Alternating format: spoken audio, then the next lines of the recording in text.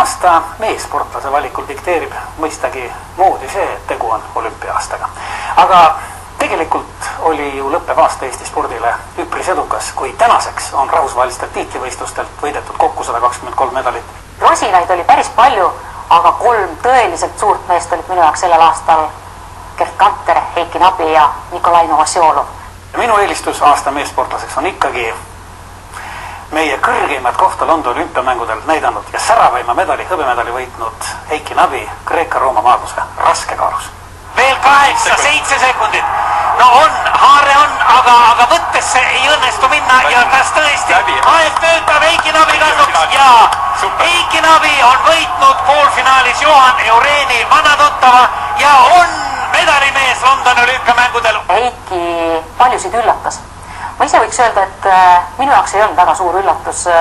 Naljaga pooleks öeldes maadlust ma tean väiksest peale, sest minu esimese klassi pinginaaber oli noormees, kes oli hiljem Kreeka-Rooma maadluses Eesti meister ja me väiksest peale juba natukene tutvusime nende võtetega ja Heiki tegevusi olen ma pikki aastaid näinud ja mis hakkas looma, kui eelmisel sügisel tema treener Henn Põlluste väga kriitiliselt vaatas üle, miks ei ole tulnud viimastel aastatel tulemusi. Ja ka sa kindlasti tead, kui olümpiaks valmistusid, et mida kõike tehti, et hakkaksid tulemused tulema ja nad tulid.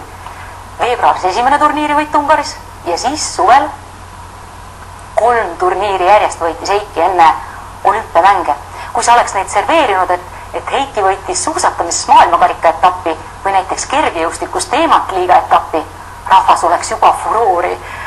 No igal juhul oleks talle medal juba enne kaela riputatud, aga õnneks seda juhtunud. No hea küll, jah, ei olnud võib-olla seal kõige kõvemad vastased ka Saksamaa Grand Prix võidul kohal, aga olümpial oli mees ikkagi õigel ajal, õiges kohas, nii nagu tippspordis olema peab ja võitis tegelikult ju kõike, keda võitma pidi, keda võita võis, keda võita suutis. Johan Eureeni, rootslast, võitis ta ju esimest korda üldse ja nii nagu Johan Eureen siin Palusalu mälestusvõistlusel ütles, loodetavasti ka viimast korda. Ja finaalis, no tõepoolest, jah, nüüd juba 2-kordsele olümpiavõitsele Mihail Lopez Nunjasele lihtsalt vastu ei saanud, aga mees on ka 20 kilo Heikist ju raskem sisuliselt.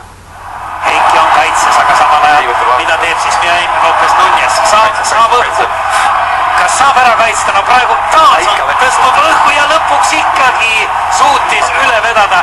Heiki jaoks kõige tähtsam oli see, et kui vorm oli super, siis et loos ei tuleks nii õnnetu, et kohe tuleks selle hirmsa kuubalasega kokku minna, et kõik mängis olümpial tema kasuks ja ta oli ka nii heas vormis tõesti, ta ise ütles, et ei ole olnud, kõik vaim oli valmis, keha oli füüsiliselt valmis ja mees näitas iga sekundiga, et ta on ära õppinud ka selle, mis selles maadluses, mis paljude jaoks tundub väga, mitte nii atraktiivne kui aastaid tagasi, kui Karelin oli nii võimas suur maadluse iidol, et paljude jaoks kindlasti oli see ehmatav, et maadlus ei ole nii võtete rohke raske kaalus ja et kuidas see võit tuli, aga Heiki koos treeneriga teadis, et mida peab selleks tegema, kuidas peab partneris oma kaitset hoidma ja väga hea võit tuli. Hõbemedal Londoni olümpiamängudelt kangele visale Eesti mehele Heiki Nabile. Heiki Nabi 27-aastasena võita siis nüüd suudelda olümpiamedalit. Mis oli kogu selle aasta jooksul kõige rohkem üllatavam minu jaoks, kui Heiki juurest tagasi tulla Nikolai Novosiolovi juurde, siis Novosiolov enne olümpiamänge Euroopa meistrivõistlustel sai hõbemedali 93 mehe seas, võitis 2 maailmakarika etappi, elas Tallinna mõõgal üle need kodused pinged, tundis juba, et kuidas selle pinge all minna on suurele võistlusele. Ja siis äkitsi suur kõrbemine olümpial. Nikolai otsib seda torget praegu. Uskumatu, aga ameeriklane on kahjuks Nikolai Novosjolovit kohe avaringis võitnud. Tagantjärele tarkus, et liiga vara läks olümpialinna praadima ja tema debütandist abimehed ei osanud ka neid pingeid näha. Aga samas lembitu, ta lõpetab aasta maailma esinumbrina olümpiala. Tead sa teisi mehi? No jah, aga samal ajal me ei ole täna üldse rääkinud ju olümpiamängude pronksimehest. Pekingi olümpiavõitjast Gerd Kanterist, kes nüüd kaotas ju kulla. Jah, ta sai pronksi, aga kulla kaotas ju sisuliselt 1 ketta läbimõõdu jagu. Jah, 54 sentimeetriga. Minu jaoks Gert Kanter on selle aasta meessportlane, sest Gert tegi fantastiliselt stabiilse aasta.